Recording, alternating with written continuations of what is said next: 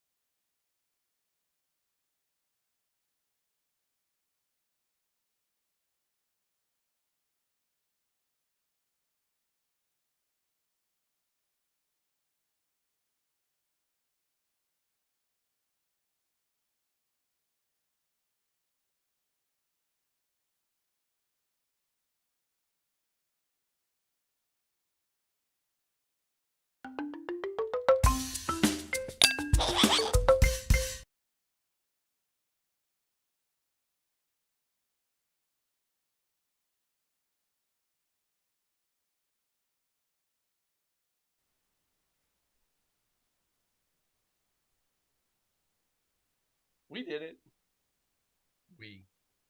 Producer did it. Producer's amazing. It's fantastic. There it is. Season 7, episode 6. Feels like we should be further along this time.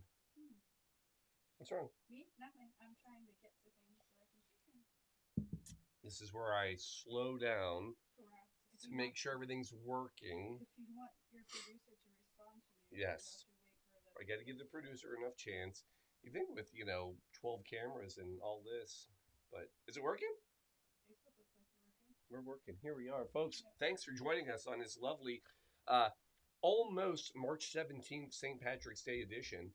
It's March 16th, so we're one day away. And I know I always do the day of. It's national something or other, and it's, hey, I want to have a drink. But we're bringing you some Guinness delight tonight. Oh, look at me, I'm rhyming already.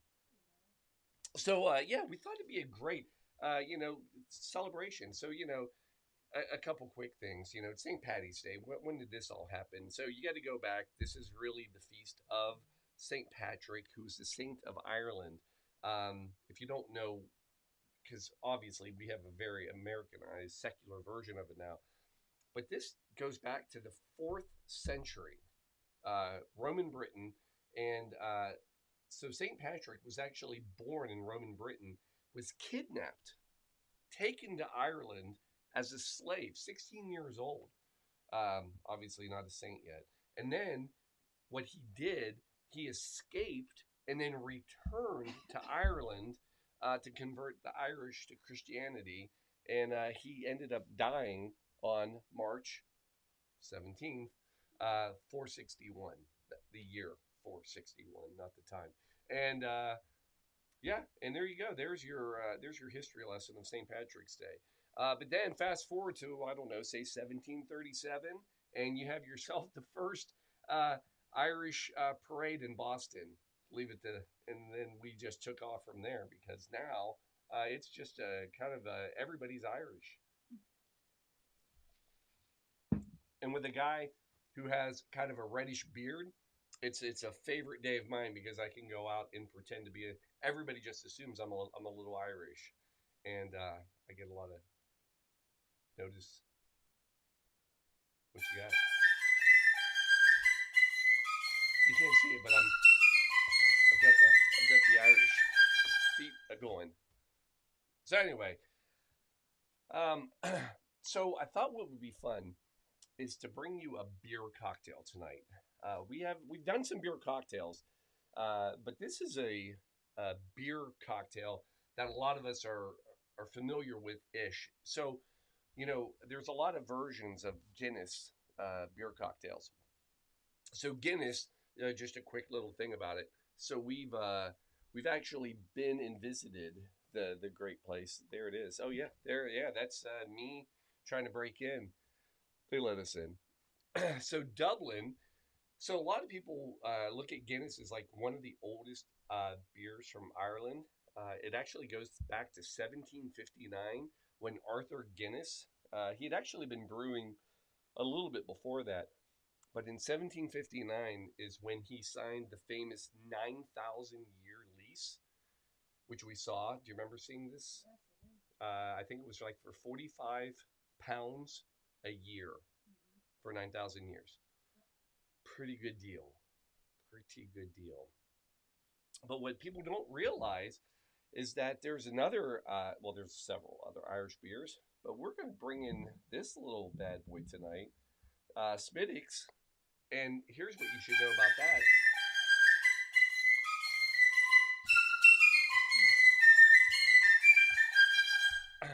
It's a lovely, it's a lovely Irish jig kind of flute melody.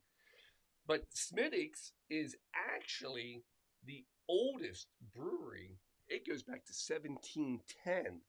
And this was started by John Smithwick and Richard Cole. Richard, I think, got bought out, obviously, because it's not Smithwick's and Cole. It's just Smithwick's. And yeah, that goes back to 1710, and that was in Kilkenny. So, yeah, about 125 kilometers apart. Well, actually, Dublin being up here on the kind of the coast, and Kilkenny a little south and more middle. Go visit.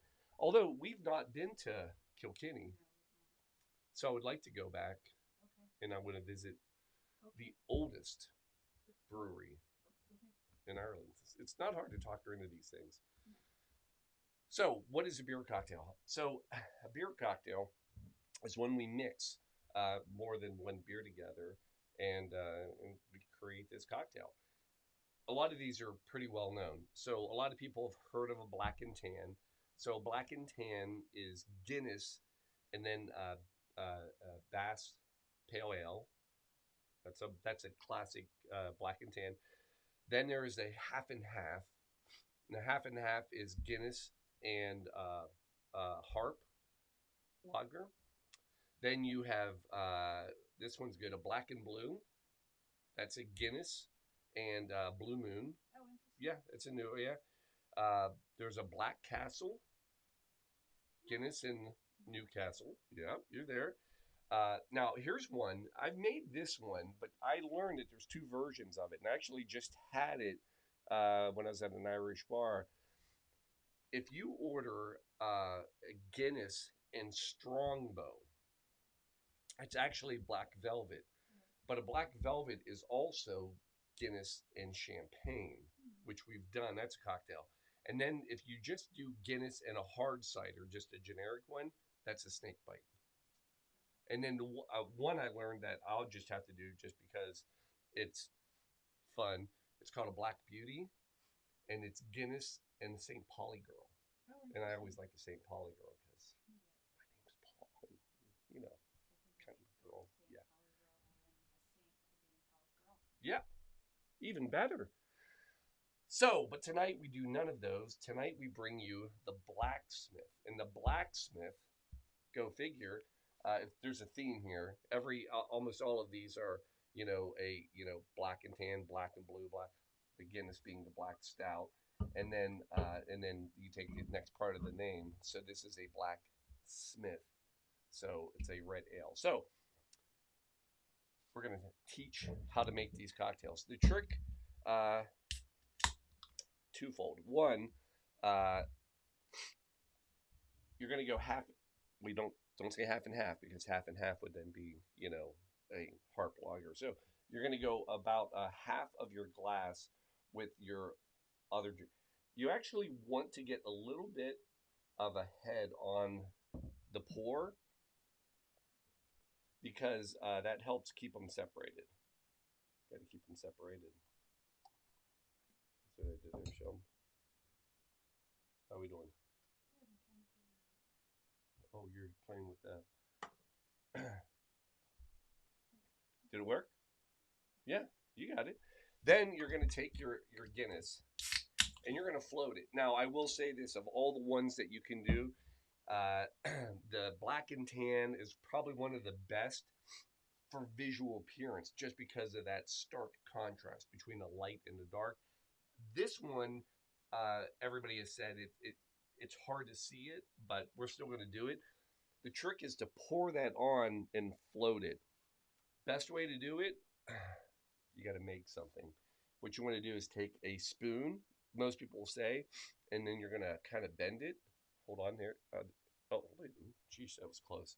So this was a old bar spoon stir, and then just gave it a bend. And then what this allows you to do is to pour this. You can get it very close.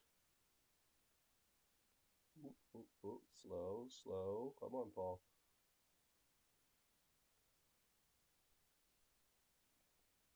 Then you,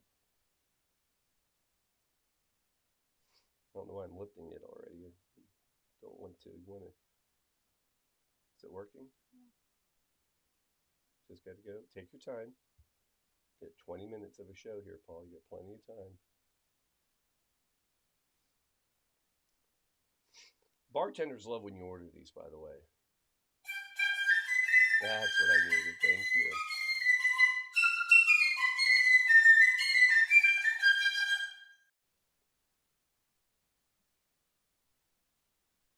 So you just want to slow.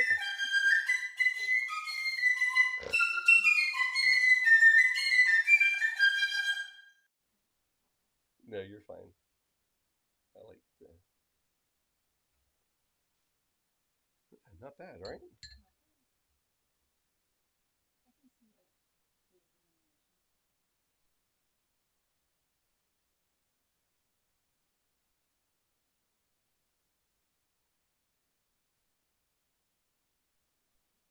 I know. I'm trying to. My can is.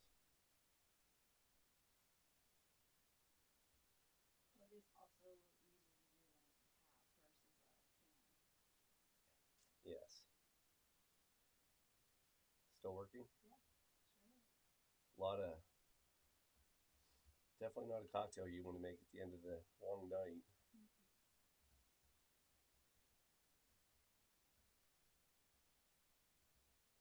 I know I normally talk the whole time, but I'm Concentrate. a lot of concentration.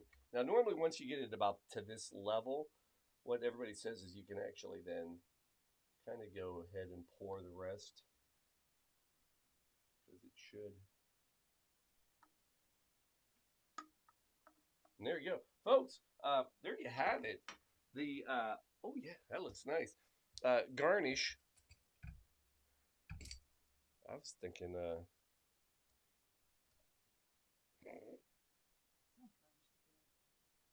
It's not garnish a little. There we go. Anyway, folks, there it is. Uh, You have to bring it over to the camera. yeah, hold. Yeah, let me see if we can pick up some of this. Yeah, Oh yeah, you can see it right there. yeah. Absolutely. Yeah, that's actually a really good shot right there. Oh yeah, look at that, folks. There it is. That is your Blacksmith quarantine Blacksmith cocktail. Guinness and Smithwick's. Don't go order Smithwick's, by the way. Yeah. You'll get kicked out of a bar pretty quick. So let's give it a taste. You know it's good. Oh yes. Here's the other, I think, misnomer. I think most people look at a Guinness if they've never really sat down and had one and think it's a very heavy, um, harsh beer. Guinness is actually I think it's a very light beer. It's first of all, it's low in calories and low ABV. Now, if you really want low ABV, they now have a Guinness Zero, Oh, interesting. so no alcohol, all the flavor. So they say I haven't had it, but yeah, it's only a Guinness is only 4% alcohol, Yeah. 4.1 if you're. So here, do you want? I'm going to take your little Shamrock out so you don't choke on it. Yeah, here you go. Cheers. Happy St. Patty's Day. Yeah, look at that. What's good about you get that creaminess, the stoutness, but then there's just that red ale, almost kind of little kind of a smooth bitter flavor, if that makes sense. Anyway, two little facts. Thanks, Marmor Slack check for you too. Uh, so what a lot of people don't know is that St. Patty's Day, the color actually for St. Patrick was actually blue, and then over the years, especially when it became Americanized, it it became green.